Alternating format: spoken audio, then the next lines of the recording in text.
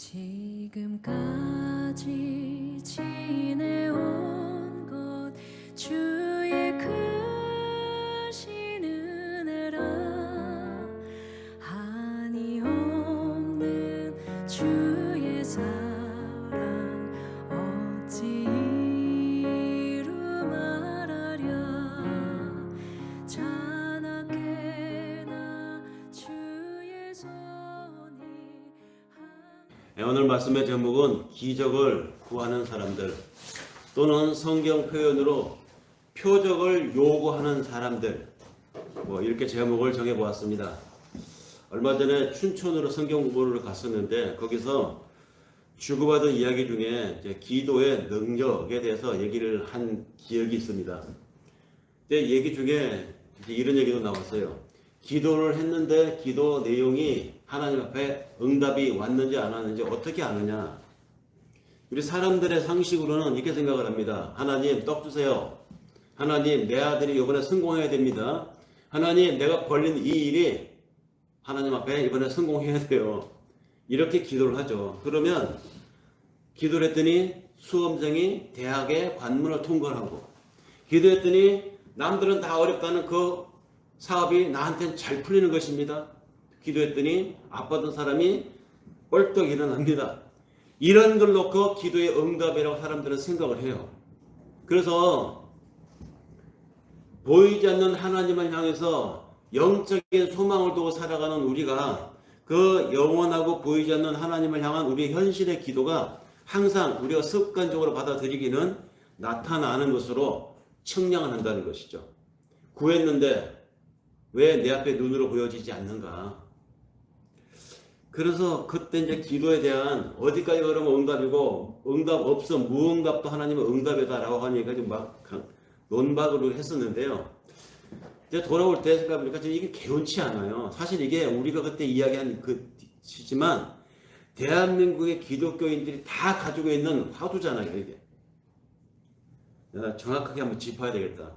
그래서 기도 문제뿐만 아니라 사실은 기적이라고 하는 것도 마찬가지거든요. 하나님을 믿고 살아가는 나한테 내가 하나님을 믿고 살아간다는 어떤 증표, 표적,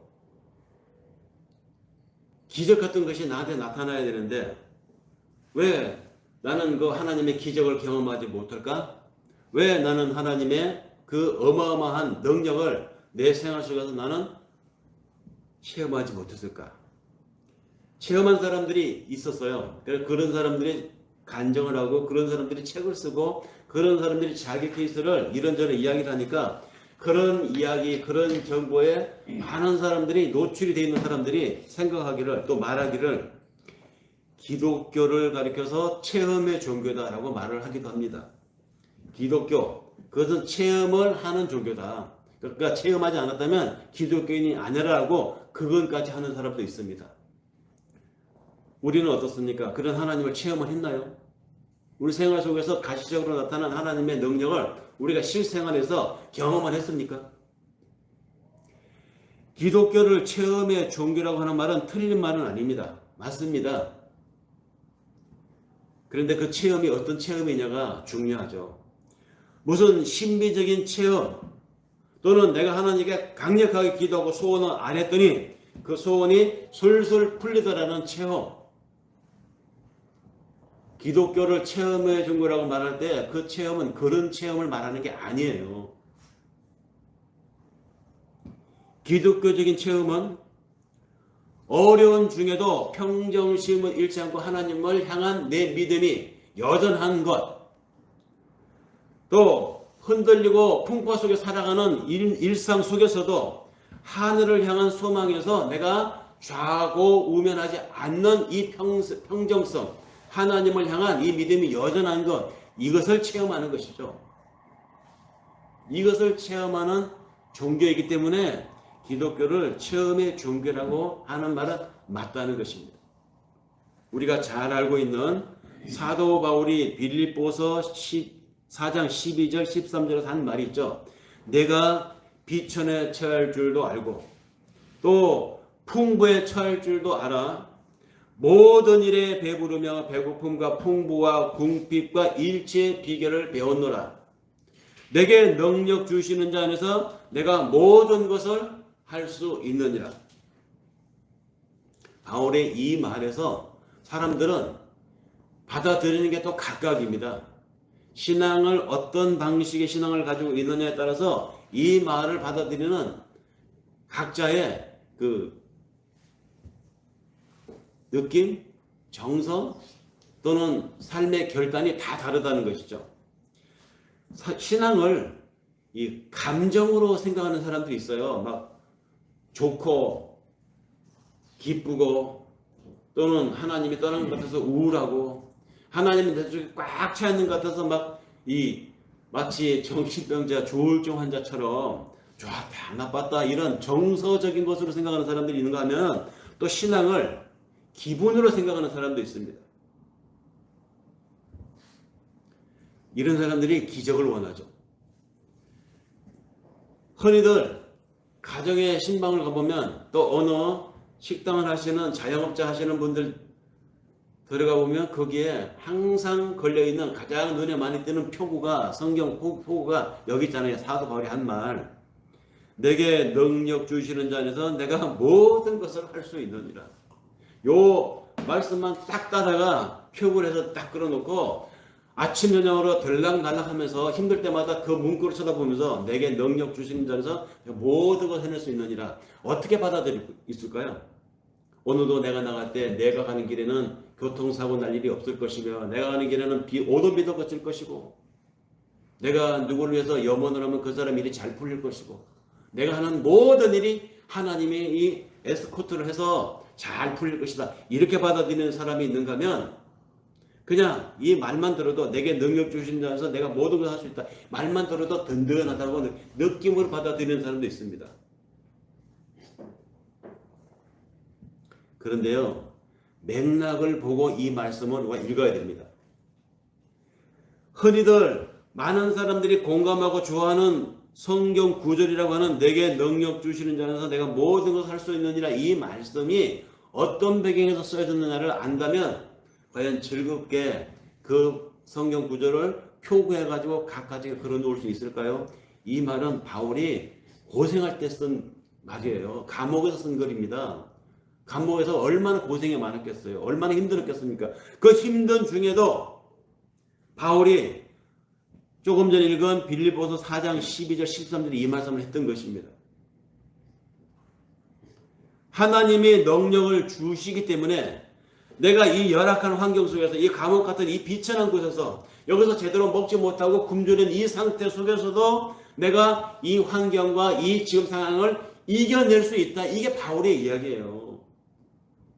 이걸 안다면 내게 능력 주신 자면서 내가 모든 것을 다 할 수 있다. 이 말이 그렇게 쉽게 걸어놓고 들락날락하면서 정서적으로 감정적으로 또는 기분으로 위로받을 수 있는 말이겠냐고요. 원하는 것은 무엇이든지 모두 이룰 수 있다. 이 말이 아니잖아요. 기독교의 체험이라고 하는 것은 바로 이 체험을 말합니다.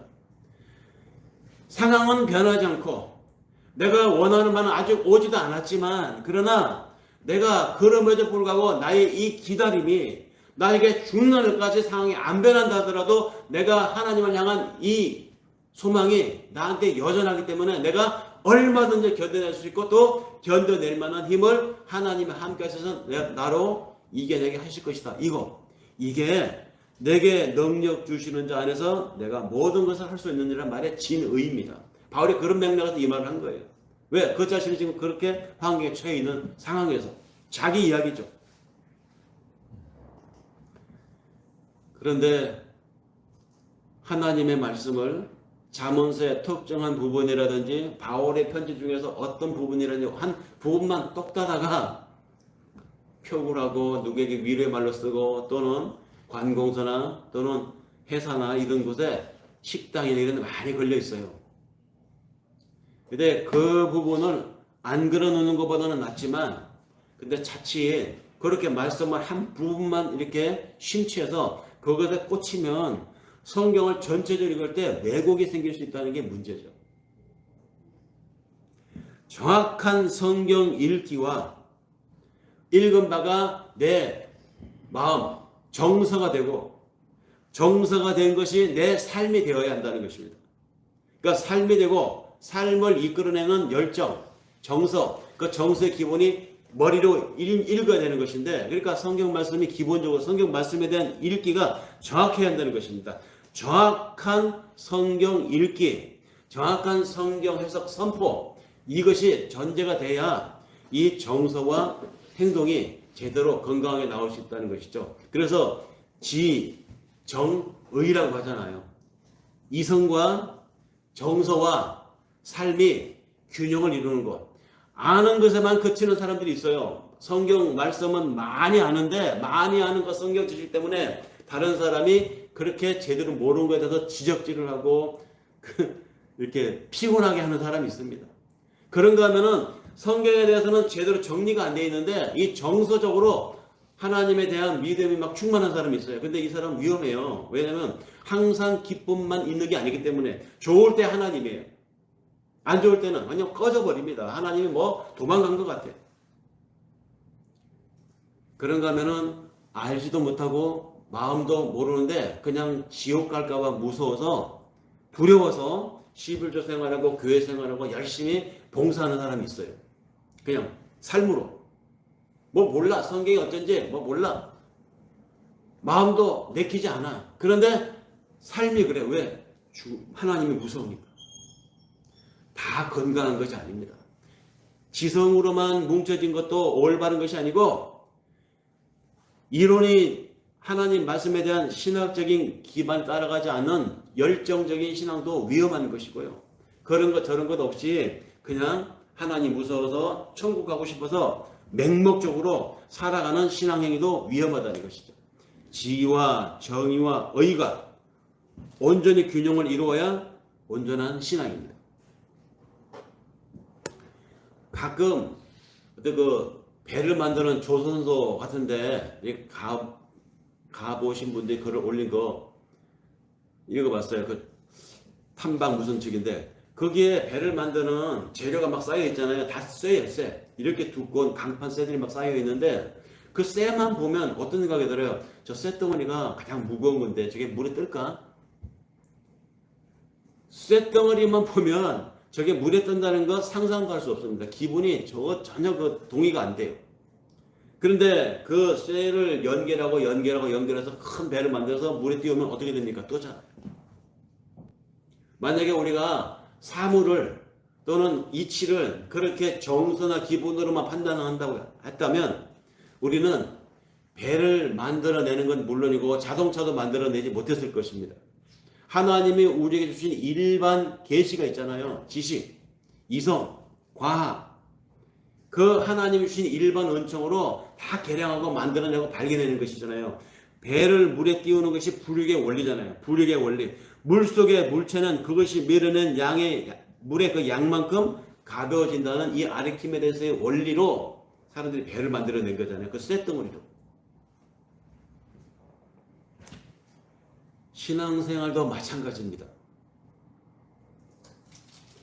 느낌으로만 신앙생활을 한다면, 기본으로만 신앙생활을 한다면, 또 머릿속에 읽은 성경 지식으로만 그게 신앙생활이 다라고 한다면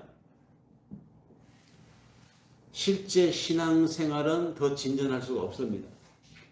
말씀에 대한 정확한 이해와 그리고 읽은 말씀에 대한 정확한 사색과 통찰 그리고 그것을 삶으로 표현해내는 이 의지가 같이 종합이 되어야 올바른 신앙생활일 수 있습니다. 이것이 이 중에서 어느 거 하나 더 결여가 되게 되면 이상한 병리적인 신앙생활자가 된다는 것이죠. 그 병리적인 신앙생활자들이 사실은 의외로 많아요. 가끔 권사님이라고 하는 분이라고 해요. 그분이 뭐 어떤 게 권사님이라고 자신을 소개하시더라고요. 근데 이 얘기를 이렇게 들어보면 같은 믿음의 동지라고 신앙인이라고 우호적인 감정을 가지고 이제 이 말을 많이 이 믿는 분들은 어디 만나면 얘기가 말이 많아요. 막 말하고 싶은 게 많아서 그렇겠죠. 이렇게 들어보다 보면 어떤 부분은 이상한 부분도 있어요. 그래도 수십 년을 신앙생활을 해왔다고 하는 그 큰 교회 권사님이시라고 하는데 이렇게 믿고 있다고? 의아할 때가 있습니다. 그분뿐만이 아닙니다. 현실에서 기독교 신앙을 신비적인 체험이나 더 나가서 주술적으로 이해하는 사람도 많습니다. 그런 사람들이 주장하고 그런 사람들이 믿고 설파하는 논리는 한결 같아요. 무슨 얘기냐? 예수도 기적을 일으키지 않았냐는 것이죠. 그래서 오늘날 우리 목사님도 기적을 일으킨다는 거예요. 사도들도 기적을 일으키고 다니지 않았느냐는 것이죠. 그래서 오늘날 뭐 권사님이 어느 기도원에 어떤 분이 용하다고 해서 가면 손 얹고 안수해서 기도하면 정말로 기적이 일어난다고 믿고 또 그렇게 말해요. 그렇게 일어나는 걸 봤다는 거예요. 어떤 분이 하는 걸 전해 들었다고. 오늘 이 순간에도 하나님은 기적을 통해서 일하신다고 믿습니다. 하나님도 우리가 행복하기를 원하시기 때문에 내가 믿음만 가지고 있다면, 내가 하나님 당신께 온전히 헌신만 한다면 그 하나님이 병도 물리쳐 주시고 부족한 물질도 넉넉하게 채워주시고 하는 일마다 다 성공가도를 걷게 해주신다라고 말하고 설파한다는 것이죠. 사실입니다. 하나님 그렇게 역사하시기도 하세요. 분명 하나님은 어제나 오늘이나 동일하게 역사하시는 하나님이기 때문에 하나님이 그렇게 하는 건 맞습니다. 그리고 그렇게 말하는 그분들 논리대로 하나님은 정말 우리가 행복하기를 원하시기 때문에, 우리가 행복하기를 원하시는 하나님은 우리에게 가장 좋은 것을 주시기를 원하시는 것도 사실입니다. 근데 문제는 우리에게 가장 좋은 것, 나에게 가장 좋은 것을 주시기를 원하시는 하나님인 건 맞는데, 나에게 가장 좋은 것이라고 내가 원하는 이것이 정말로 나에게 좋은 것인지 안 좋은 것인지 내가 생각하는 거잖아요. 나의 기호잖아요. 나의 바람이잖아요. 하나님 쪽에서 봤을 때는 그것이 나에게 좋은 것인지 독이 될지 악이 될지 하나님이 판단하십니다. 그 일례로 복이라고 하는 것을 한번 우리가 성경에서 한번 찾아봅니다. 성경에서 복 그러면 사람들은 하나님 믿고 예수 믿고 교회 다니고 신앙생활 하면 복 받아서 잘 풀린다라고 생각을 합니다. 그렇다면 성경에서도 복을 얘기하고 있잖아요. 근데 그 복이 어떤 복입니까? 하나님이 우리에게 복 받으라. 하나님이 내가 너의 복이 되겠다. 하나님이 인류에게 복을 줬다. 인간에게 복을 줬다. 축복하시다. 이 말이 많이 나옵니다. 근데 그 복이 어떤 복입니까? 그 복은 우리가 생각하는 복하고는 다른 복이에요. 우리는 무병장수, 영화롭고 부귀로 쏟아지는 물질적 축복 받는 것을 복이라고 합니다. 근데 하나님이 말씀하시는 성경에서 말하는 복은 그런 개념이 아니라고요. 아주 다른 복입니다. 세상의 것이 아닌 하늘의 것을 말합니다. 하늘 백성으로서 사는 것을 기뻐하는 이 상태를 하나님 주신 복이라고 해요. 그것이 어떤 복입니까? 영생, 영원한 생명을 내가 얻었다. 내가 영원한 생명을 지금 확신하고 있다. 그래서 내가 기쁘다. 이 복을 말하는 것입니다. 그렇다면 같은 논리로 성경에서 말하는 기적이라고 하는 것 그럼 뭐냐? 성경에서 보여주고 기록되고 오늘까지 우리에게 읽혀지고 있는 이 표적이라고 하는 것들은 어떤 의미냐? 복이 그런 것처럼 기적도 그럼 다르다는 말이냐? 네, 다릅니다. 각 기적들은 예수가 행한 기적들, 사도들이 행한 기적들, 각 기적들은 그 나름대로 메시지가 있고 그때 그 기적이 있어야 할 이유가 있었기 때문에 있는 것이지, 똑같은 기적이 오늘날에도 손을 얹어서 안수한 적 병이 떠나고 손을 얹어서 안수한 적 미친 자가 온전한 자가 되고 이게 다 안 와요.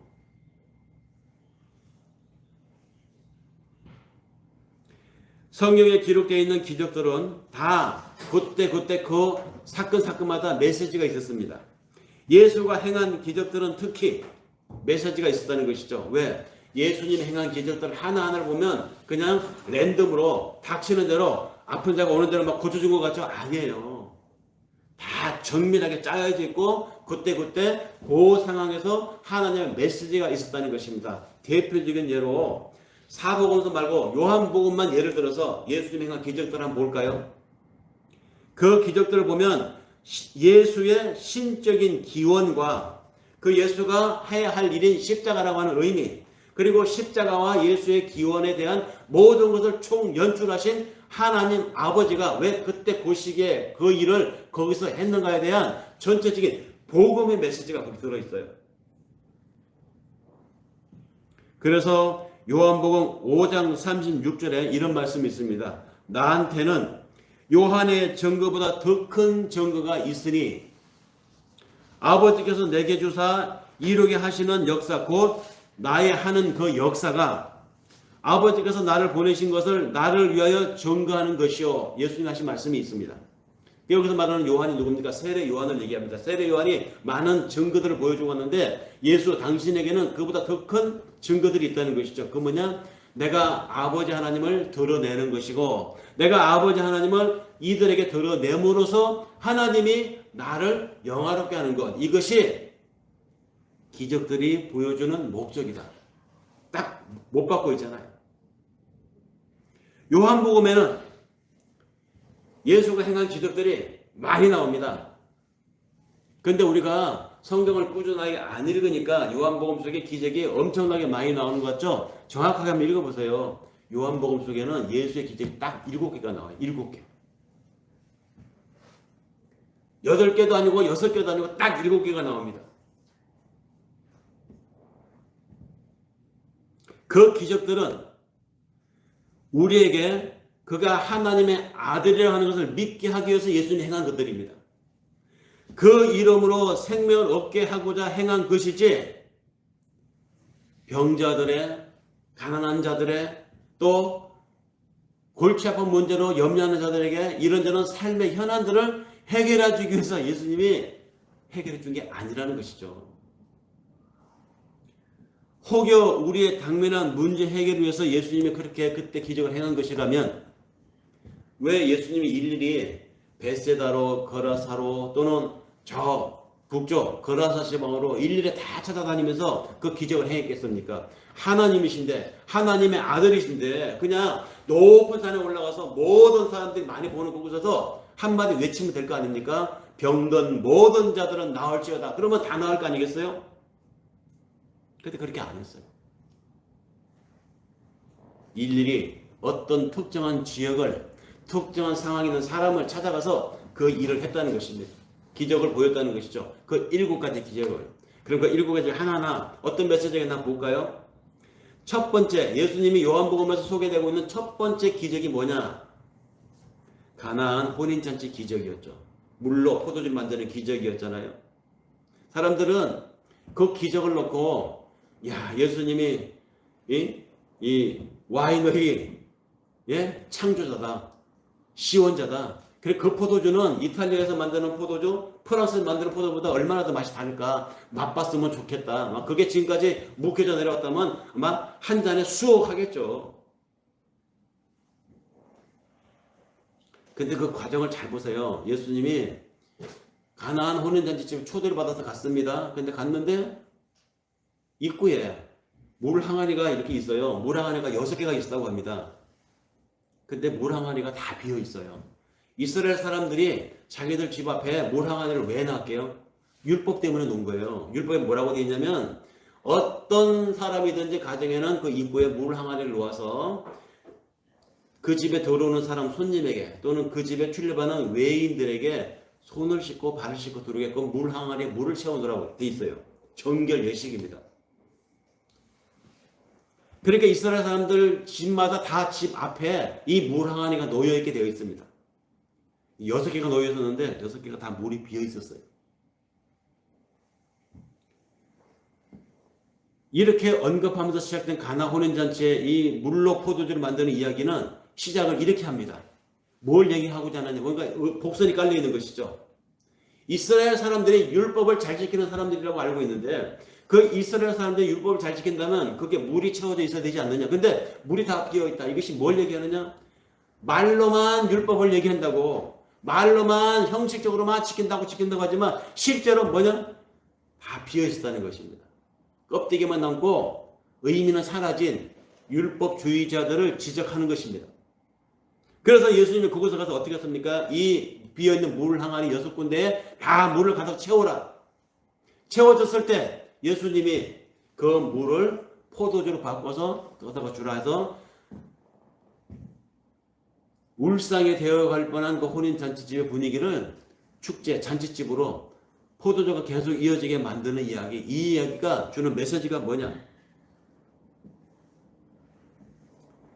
진짜 잔치가 되기 위해서는 예수의 개입이 필요하다.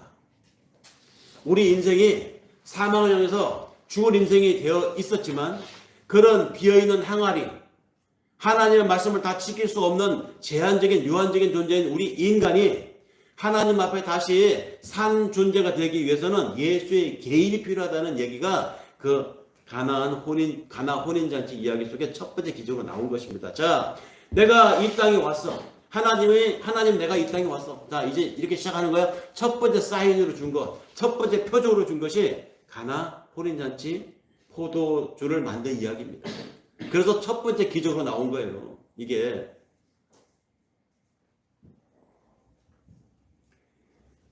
예수의 출현은 단지 세상 잔치를 흥겹게 해주기 위한 것이 아니라 십자가로 인한 진짜 기쁨. 그래서 하나님 안에서는 넉넉함을 경험하라고 이제 내가 왔으니까 이 예수로 인해서 너희들의 인생이 이제부터 죽을 맛으로 사는 인생이 아니라 살만한 만나는 인생으로 바뀌게 된다. 이 사인이 가나 혼인잔치 기적입니다. 그러면서 시작된 예수의 기적이 이제 막 전개됩니다. 두 번째 기적이 뭡니까? 왕의 신하의 아들을 고치는 이야기가 나오죠. 예수의 질병 치유는 장차 예수와 함께 사는 하나님이 우리와 함께 거하는 이 천국 땅에는 질병이 없을 것임을 이 사건으로 암시해 주는 거예요. 왜 질병이 이 땅에 생겼습니까?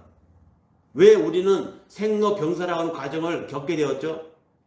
처음에 하나님이 아담을 만들고 인간을 이 땅에 에덴동에 두었을 때는 질병이라는 게 없었다고 합니다. 병도 없었겠죠. 늙어가지도 않았겠죠. 그런데 왜 질병이 생기고 늙고 죽고 병들게 되느냐? 인간이 하나님의 계명을 어기면서 하나님이, 그러니까 다른 말로 인간의 타락으로 인해서 하나님으로부터 공급받아 살아가야 될 그 생명력이 우리의 결핍되기 시작한 것입니다. 그 하나님의 생명력의 결핍의 결과가 사망이라는 것이죠. 그 사망의 구체적인 현실적 증상이 뭐냐? 그 질병이라는 것입니다.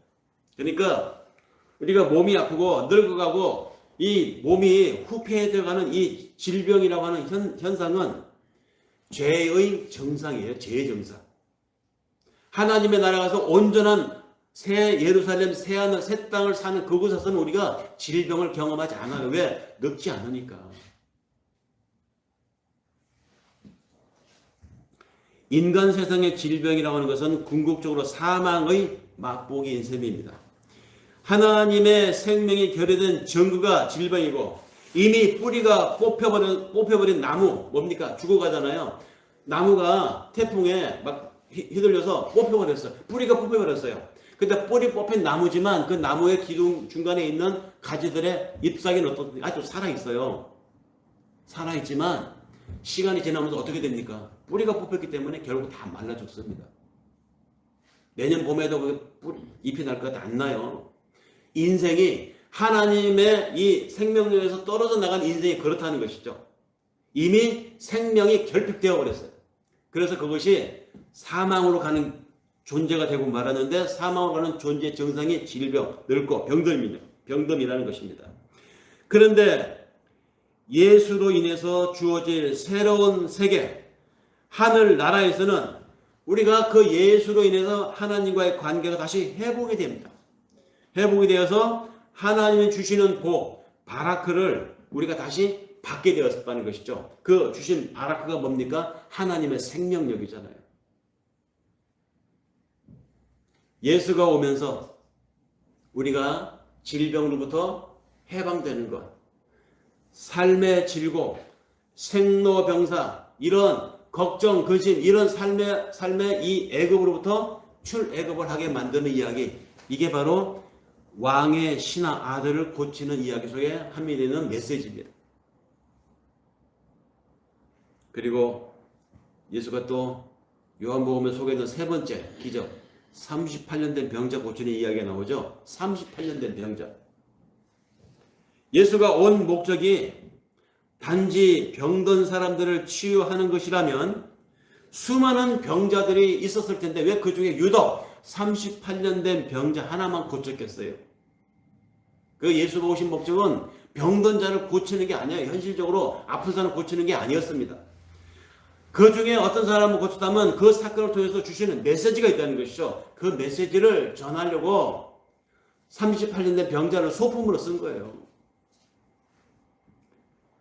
그 이적은 인간들의 영적인 상태를 표현한 것입니다. 38년 된 병자는 이 사람이 38년 된 병자이니까 이 사람의 죄, 이 사람이 지금 병들었다, 이게 아니라 이 사람처럼 하나님을 모르고 살아가는 너희 모두가 다 38년 된 병자들이라는 것입니다. 그런 의미에서 소경도 마찬가지고, 그런 의미에서 귀머거리도 마찬가지고, 그런 의미에서 일어나지 못하는 안진병이도 마찬가지입니다. 우리 모두가 다 그런 병을 가지고 살아가는 존재라는 것을 예수님이 38년 된 병자를 치유하는 사건을 통해서 메시지를 던집니다. 우리는 예수를 만나기 위해서 일어설 힘조차 없는 안진병이었고, 제대로 볼 수 없는 장님이었고, 들을 길을 제대로 갖지 못한 귀머거리였습니다. 그런 제한된 존재였고 약한 존재였습니다.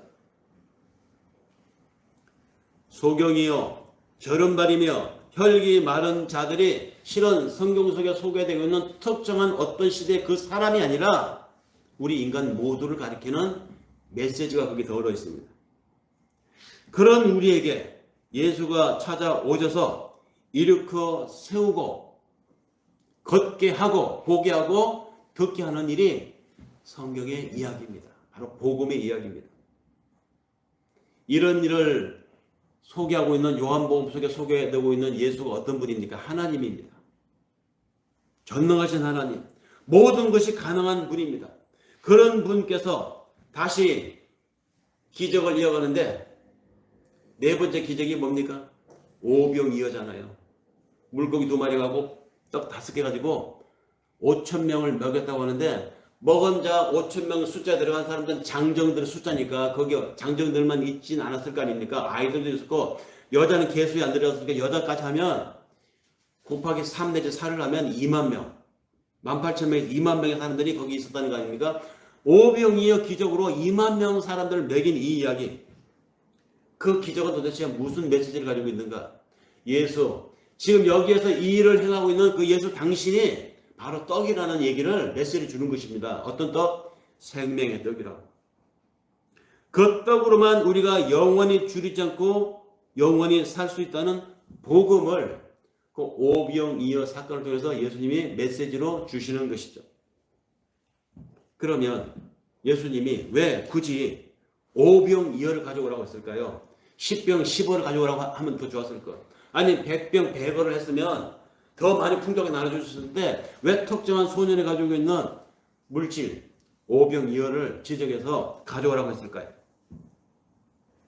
아니 안 가져왔어도 하나님이신데 먹어라 했으면 막 하늘에서 빵이 생선이 비처럼 쏟아져가지고 먹게 할 수도 있지 않았을까요? 그럼에도 예수님은 물고기 2토막 떡 5개라고 하는 아이의 도시락을 필요로 했던 데는 이유가 있었어요. 왜? 메시지를 주기 위해서였습니다. 메시지. 그 현장의 아이들과 여자들까지 합치면 2만 명이 넘는 사람들을 먹이기 위해서는 사람의 계산으로는 나오잖아요. 요한복음에 200데나리온의 돈이 있어도 모자른다. 누가 이걸 계산했냐면 빌립이 계산했어요. 숫자를 세보니까 이 2만 명 가까이 되는 사람에게 적어도 빵 한 쪼가리 생선 한 쪽만 나눠주려고 해도 돈으로 계산해 보니까 마을에 가서 산다고 해도 200데나리온이 필요하다고. 200데나리온이면 노동자 1년치 급여라고 합니다. 지공으로 환산하면. 1년 직업이요. 한 3, 4천만 원이겠죠. 5천만 원 많으면. 그러니 오병이어로는 도저히 불가능했습니다. 이게 메시지예요. 오병이어로 2만 명은 어떻게 먹여요? 도저히 불가능해요. 예수님이 그걸 보여주려는 것이죠. 즉 바로 오병이어는 인간의 힘으로는 도저히 불가능하다는 것. 인간이 아무리 업적을 쌓고 인간이 아무리 노력하고 인간이 아무리 화려한 성과를 거두어도 그것으로 생명 얻는 건 아니라는 것. 그것으로 하나님 나라에 가는 것 아니라는 것. 갈 수 없다는 것. 인간의 힘으로는 도저히 이루어질 수 없고 갈 수 없는 것이 하나님의 나라, 즉 생명이라고 하는 것을 오병이어 사건이 보여주는 메시지입니다.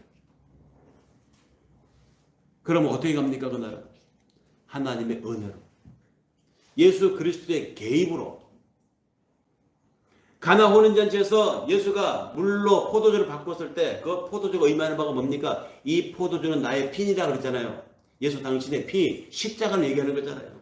예수의 희생, 예수의 제사가 되는 그 과정을 통해서만 그걸 믿는 우리가 갈 수 있는 것처럼 여기서 인간의 설령 빌립이 어떻게 수단이 좋아가지고 200데나리를 구해가지고 음식물을 마련했다고 칩시다. 그래도 모자랐을 것입니다. 한 끼 먹고 끝납니까? 그 다음 끼는. 하나님의 나라는 생명력은 그렇게 얻는 것이 아니라는 것을 이 오병이어 사건이 보여줍니다. 그리고 다시 보여주는 기적이 뭡니까? 5번째 기적이 예수가 물 위를 걸은 사건이잖아요. 파도가 막 치고 물길이 거친 그 위를 걸었다는 사건. 이 사건은 공간보험에다 다 나오지 않습니까? 그러면 이 사건이 보여주는 메시지는 뭘까요? 풍랑 속에 흔들리는 삶 속에 내가 함께 한다는 이야기입니다. 우리는 살면서 많은 내 외풍에 휘둘리면서 살고 있습니다. 이런저런 어려움 속에, 이런저런 경제 공황에, 이런저런 악재들 속에서 우리의 경제력이 핍절해지고 사는 여러 가지 곤란들을 겪으면서 삽니다. 그런 악재에 노출되어 살고 있습니다. 그런가 하면은 그런 외풍뿐만 아니라 내 내면에서 올라오는 악재도 있어요. 걱정, 근심, 우울, 불만, 성격적인 것, 때로는 욕심. 이 내면에서 올라오는 내면의 풍랑들, 또 바깥에 노출되어 있는 외부적인 풍랑들, 내외 풍을 우리는 맞으면서 살고 있습니다. 그런데 바로 그런 우리의 삶에, 내가 살아가는 그런 내 삶의 여정 속에 하나님이 말씀하십니다. 네가 힘든 거 알고 있다. 내가 지금 네가 뭐 때문에 고민하는 거 알고 있다. 네가 어떤 처지에 지금 살고 있는지 내가 다 알고 있다. 내 사정과 내 형편을 다 알고 계시는 하나님. 혼자 헤어날 수 없는 그 현장에 하나님이 함께 하겠다는 거, 그것이 물 위를 걸으시는 사건이 주는 메시지예요. 함께 읽은 이사야서 내용이 나오지 않습니까? 내가 너와 함께 있으니 두려워하지 말라. 내가 너의 하나님이 될 것이라. 하니까 너는 떨지 마라. 내가 너를 강하게 하겠다. 내가 너를 도와주고 네 승리의 오른팔로 너를 붙들어 주겠다. 그런데도 사람들은 하나님의 이 위로에서 가끔은 멀어질 때가 있어요. 그 위로가 소용이 안 될 때가 있습니다. 보여달라고 하죠. 당면한 경제 문제 해결해달라고 합니다. 눈앞에 있는 내 아들의 문제, 내 자녀의 문제를 뻥 뚫어 하려고 보이는 것으로 응답해달라고 합니다. 우리와 함께 있는 이 약속을 하신 예수님, 우리와 함께 이 말씀을 통해서 우리에게 위로하시는 하나님은 현실을 초월해 계시는 하나님입니다. 피조 세계를 넘어서는 하나님이세요. 그런데 왜 모든 것을 만들 수 있고 모든 것을 초월하시는 하나님인데 왜 꼭 역풍이 불 때만 나타나십니까? 역정이 날 때가 있죠. 왜 힘들 때만 하나님 나타나냐고요. 내가 잘 나갈 때, 내가 정말 기분 좋을 때, 남들이 다 나에게 박수 칠 때 왜 이때는 안 나타나고 꼭 역풍이 불 때, 힘들 때, 풍랑이 불 때만 나와 함께 하신다고 약속하십니까? 정말로 하나님은 그럴까요? 내가 잘 나갈 때 모든 사람들이 나를 우러러보고 박수 칠 때 그때 하나님이 없었을까요? 있어요. 근데 내가 못 볼 뿐이지. 사람들이 잘 나갈 때는 하나님 잘 안 찾아요. 대체로 인생들이 어느 때 하나님 찾습니까? 어느 때 와서 무릎 꿇고 기도하죠? 힘들 때 와서 하잖아요. 힘들 때, 너무너무 어려울 때, 너무너무 걱정이 될 때, 그때 하나님 와서 무릎 꿇고 기도하면서 성경 말씀 읽어보니까 내가 너와 함께 하리라. 두려워하지 말라. 이 말씀 와서 하니까 위로받고 울고 하지 않습니까? 사람들이 잘 나갈 때는 잘 안 찾아요. 힘들 때 와서 찾으니까 그때 하나님 위로를 발견하게 되는 것입니다. 그런데 하나님은 힘들 때 떠나 있었고 어려울 때만 싹 찾아오는 것이 아니라 항상 함께 하신 하나님이었어요. 다만 나의 조건에서 내 기분에 따라서 어떨 때 하나님 느껴지고 어떨 때 하나님 안 느껴지고 하는 것이죠. 내가 있다 없다 내가 말하는 것일 뿐이지 하나님은 항상 계셨다고. 인생의 고난과 환난 가운데서 그리고 죄로 인한 고통의 현장에서 우리가 하나님을 체감할 수 있습니다. 그래서 물 위를 걸으시는 하나님 이야기가 나오는 거예요. 예수님이 물 위를 걸어서 제자들에게 보여주잖아요. 그러면서 주신 말씀이 뭡니까? 내니 두려워하지 마라. 그리고 여섯 번째 기적이 요한복음에 소개되는 것이 뭡니까? 소경을 낫게 해주는 기적이잖아요. 소경을 낫게 해주는 기적. 날 때부터 소경된 자가 나옵니다. 날 때부터. 얼마나 참 기구한 운명입니까? 사람들은 그 상황을 놓고 이렇게 말합니다. 왜? 어쩌다가? 누구 때문에? 이거 우리가 자주 습관적으로 하는 말 아닙니까? 어떤 사람에게 어려움에 닥쳤어요. 우리가 아는 어떤 사람이. 근데 그 사람이 그 어려운 당한 지경을 놓고 사람들이 말합니다. 왜? 왜 그랬을까? 어쩌다가 저렇게 됐을까? 무엇 때문에 저 사람이 저런 일이 닥쳤을까? 그러면서 이제 2차 뒷담화를 막 합니다. 아마 하나님 앞에 모르는 죄를 졌기 때문이지 않을까?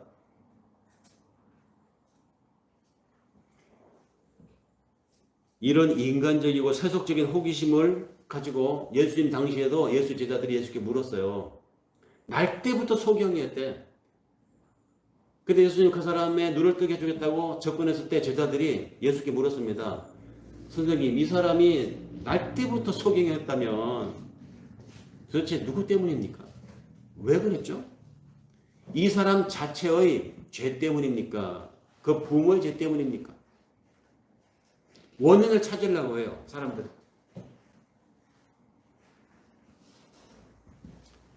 그런데 그런 속된 호기심을 가지고 질문하는 제자들, 그 제자들의 질문에 예수님이 대답하면 엉뚱한 대답이었어요. 전혀 생각지도 못한 대답이었습니다.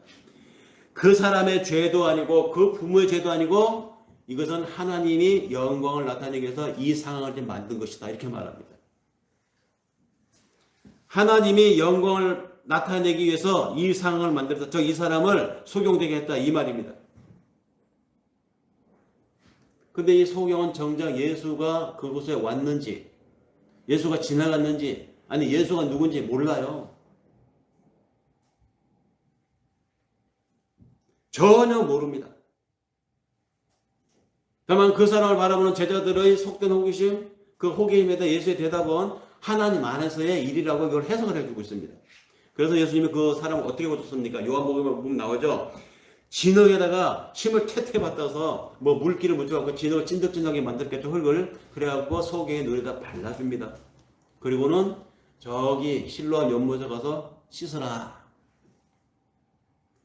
소경이 예수의 이 말을 듣고 일말의 희망을 가지고 하나마나 한 일이겠지만 한번 해보자. 그랬을까요? 희망을 가지고 갔어요. 가서 실로암을 씻었더니 눈이 뜨였습니다. 이 얘기가 여기 왜 있을까요?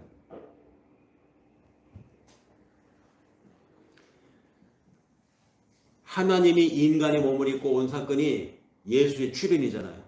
그 예수가 누굽니까? 하나님이죠. 인간이 뭡니까? 흙이잖아요. 이건 제 주석이 아니고 주석서에 나와 있는 칼빈의 주석서에 있는 해석입니다. 예수는 흙이 된 것입니다. 하나님이 흙이 된 사건이 예수의 출현입니다.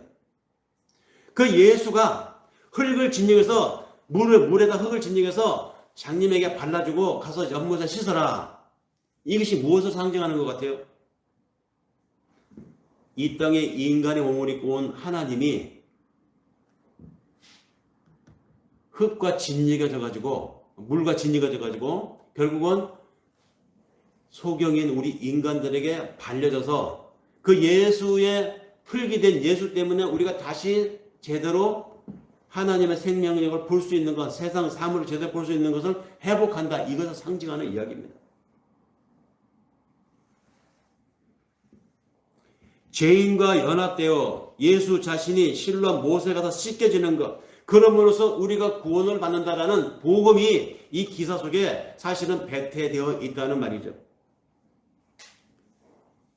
그럼에도 이렇게 알려주고 이렇게 복음으로 계시해주고 있는데도 불구하고 사람들은 무엇에 꽂혀 있느냐? 그 땅에 그 흙이 효염이 있다고 그게 꽂힙니다. 그래서 그 흙을 막 파가요. 우리나라 여행 오는 중국인들이 제주도에 가면 뭐 용도암인가 하는 그 바위 있죠? 그 용도암, 그 사람들은 용을 신으로 숭배하고 용이 수호신이라고 여겨지기 때문에 제주도 여행 온 그 중국인 관광객 때문에 그렇게 용도암 그 바위 있죠? 그걸 이렇게 파간대요. 뭐 쟁으로 쳐서 뜯어간답니다. 그 용도암 모양이 지금 약간 변형이 됐다고 그래요. 그래서 제주도에서도 골치 아프다고 하는데 중국인들 관광객 때문에. 그러니까 특정한 지역에 특정한 흙이 효험이 있다고 사람들은 믿어요. 또는 그 흙을 특정한 지역의 흙을 효험이 있다고 믿거나 아니면은 그거 가서 씻었던 그 실로암 연못 있죠. 연못의 물이 특효한 연못이라고 또 믿고 그 연못의 물을 갖다가 숭상을 한다든지. 이렇게 복음의 메시지가 암시되어 있는 상태로 복음서를 읽고 요한복음을 읽고 기적들을 이해해야 되는데 사람들은 그 흐름을 놓치고 그 연못에 꽂히고 그 흙에 꽂힙니다. 그래서 그런 것에 꽂혀있는 사람들의 심리를 이용해가지고 이상하게 신유 원산이 뭐니 하는 사람들이 많죠. 뭐 용하다고 하는 어느 신유 능력을 가진 목사님이나 권사님이나 장로님은 만나기조차 힘들대요. 전화 예약을 해야 한 달, 뭐 두 달, 그것도 한번 면담 비용으로 헌금을 뭐 몇 천만 원대 해야 겨우 일정을 잡을 수 있을 정도로 인기가 있다고 합니다. 사람들의 심리를 그렇게 이용하는 거예요. 다 꽝이에요. 설령 그 목사님이, 그 장로님이, 그 전도사님이 그 신유 은사를 행했다 하더라도 그 은사가 그 사람 전유물입니까? 하나님이 잠깐 사용하는 통로일 뿐이에요. 기적은 하나님이 주시는 메시지가 있습니다.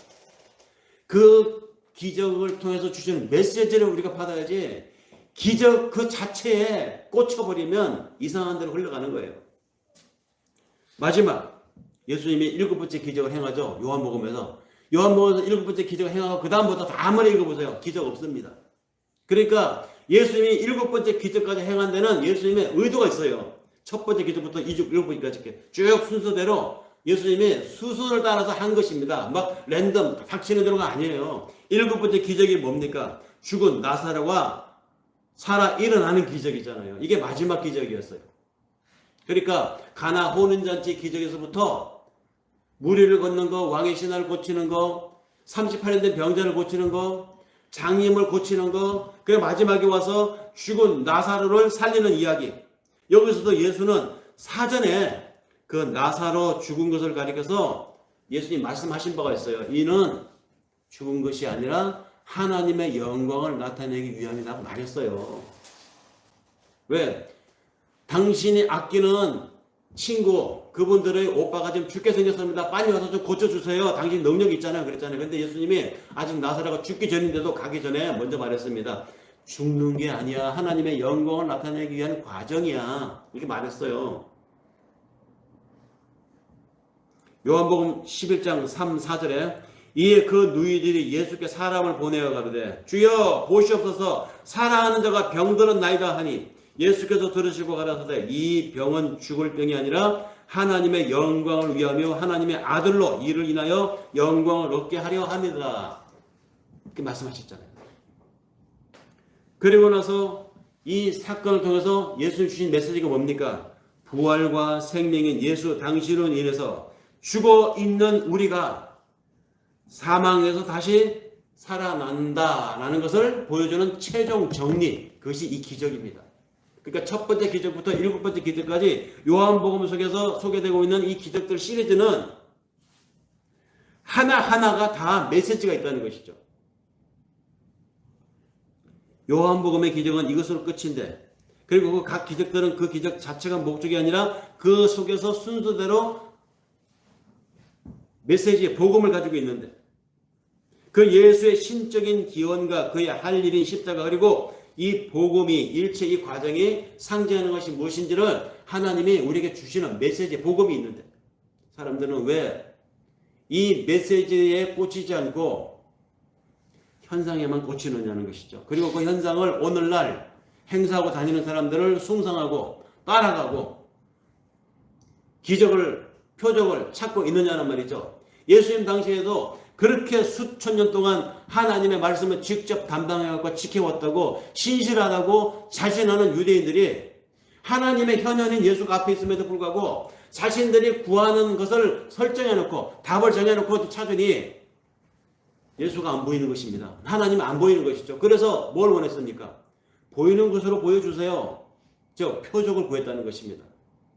당신이 하나님이라면 하나님이라는 표적을 보여달라. 근데 하나님이라는 표적을 뭘로 다 보여주겠습니까?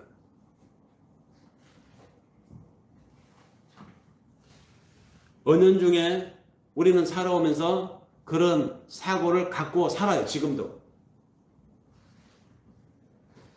뛰어나야 살아남는다고 생각하는 사고를 우리가 가지고 있습니다. 그 사고가 그대로 신앙생활에서도 나타나요. 내가 신앙생활 한 지가 얼만데 이제 하나님 나를 좀 띄워주셔야 되지 않겠습니까? 그래야 내가 하나님 당신을 믿는다는 증표를 사람들이 알지 않겠어요? 증표를 보여주세요. 증표를. 이렇게 얘기합니다. 그렇게 강력하게 기도합니다. 그런 사고로 신앙생활하고 그런 사고로 교회를 출입을 하니까 교회를 다니는 사람들 중에서도 믿음을 가지고 있다고 하는 사람들 중에서도 자신이 가난한 것을 하나님의 복받지 못한 것이라고 여기고 일이 잘 안 풀리면 신앙인임에도 불구하고 자신의 인생을 실패자로 낙인을 찍어요. 스스로. 우리는 하나님이 나를 창조했다고 믿습니다. 하나님이 나를 이 땅에 보낸 목적이 있다고 신앙 안에서 생각하고 살아가는 사람들입니다. 모든 사람, 모든 인생들은 다 나름대로 하나님의 목적과 하나님의 계획 안에서 거기에, 그 자리에, 그때 존재한다고 우리 믿는 사람들이죠. 그러니까 내 인생도 마찬가지입니다.